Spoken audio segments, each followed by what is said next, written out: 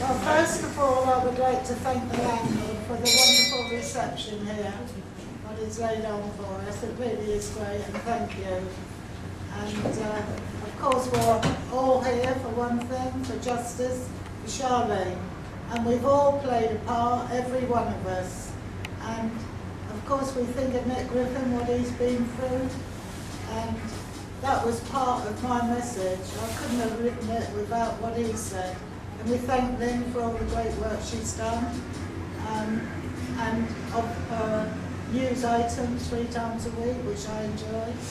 And of course Karen's here, and it was a great pleasure for me to meet Karen. I really wanted to, and her friend. And I send my best wishes to her, all her family and her grandchildren. And who have I missed out? Well, thank you everyone, and to Gavin and to Sammy for helping me. Without them I couldn't have been here. I was alone. So thank you Gavin and Sammy and everyone here. Thank you.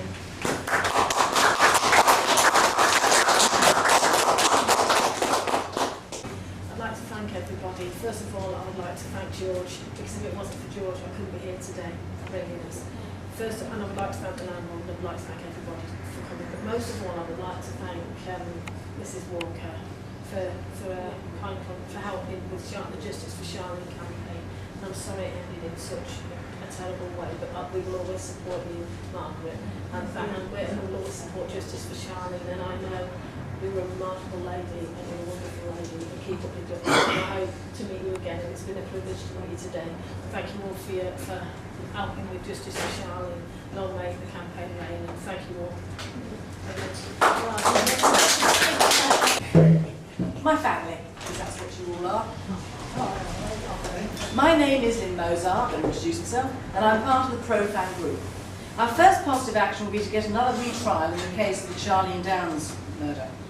However, we're here today to give all the support we can to Mrs. Walker, a lady of mature years and a great fighter for the cause. What cause, I hear you ask?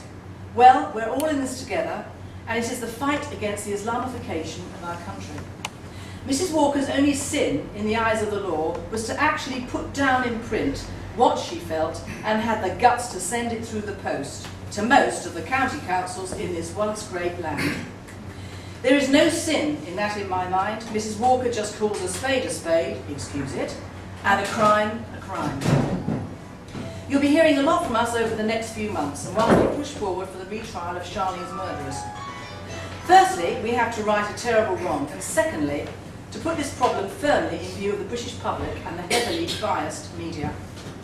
Now the crux of the matter. Charlene Downs, aged just 14, went missing in 2003.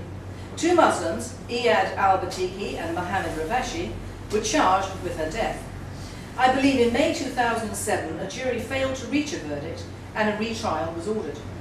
In 2008 the retrial collapsed, and because in the words of the IPCC, police errors in gathering evidence had contributed to the collapse of the retrial. During the investigation, the IPC stated, Lancashire Police's investigation into the schoolgirl's disappearance was handled poorly and unprofessionally. Charlene's body has never been found, and nobody has ever been convicted. It is sad but true. Wherever you get a large Muslim community, or enclave as I prefer it, you get intimidation by Muslim youths, and you get Muslim grooming predators. This is a fact which is totally ignored by a vast majority of groups, even those who have been formed to deal solely with this problem. It is not going to be ignored by PROFAM. That is what we're here for today, to rally the troops, to get justice, or at least get Joe Public and the authorities aware that this Muslim grooming problem does exist. It does happen, and it is happening in our country now. It is also coming down south at an alarming rate. We have the Oxford groomers, and I'm sure many more cases that have been ignored and unreported.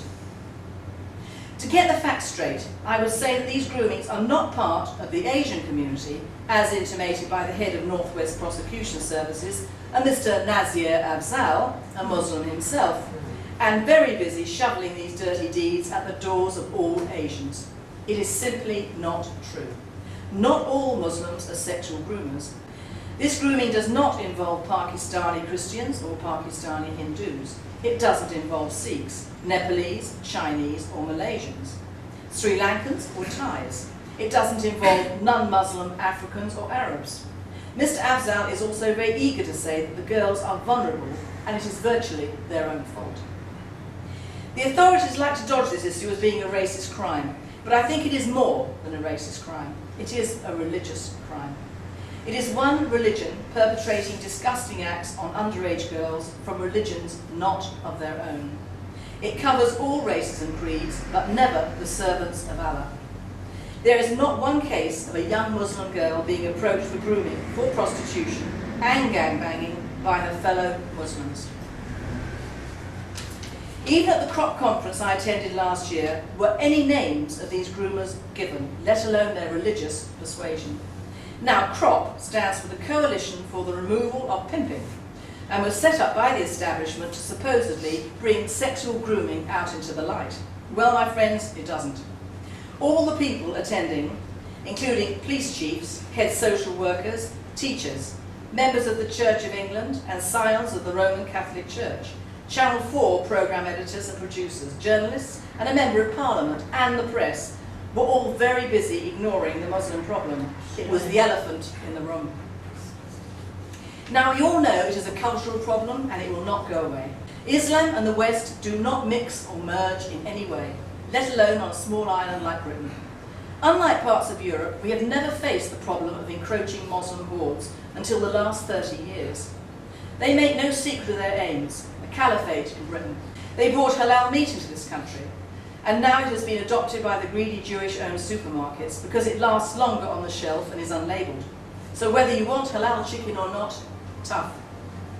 So there goes our food, our land, our religion, our culture, our education system, our national health. And now for the last 30 years, apparently unknown, they have been abusing our underage girls. And what are the authorities going to do about it? Absolutely nothing, my friends, nothing. It takes us nationalists and ladies like Mrs. Walker to pull the bell. Without Nick Griffin blowing the whistle 8 years ago, which has been studiously ignored by the media, this ghastly and shameful crime would probably still remain underground. The so-called powers have gradually arrested a few Muslim groomers, but at the same time they have protected them from what they call racial hatred. They will serve out their light sentences in a comfy jail with their sodding prayer mats facing Mecca on our taxpayers' money, whilst their male relations carry on business as usual. Because make no mistake, it is a family business. Coupled with the drinks and the drugs, a very nice little earner for them. As one man put it, he couldn't get a job, so he turned to grooming and pimping. If they were not in this country, this is one problem amongst many which the British people would not have. The rest are too numerous to mention. I thank you on behalf of PROFAM, Karen Downs, Mrs. Walker, Charlene, Paige and little Laura Wilson for turning out in a disciplined and ordered show. United nationalists will stand, but divided they will fall. And despite all our differences, we are all of the same heart. For England, the English, and to stop the Islamification of this country. Thank you.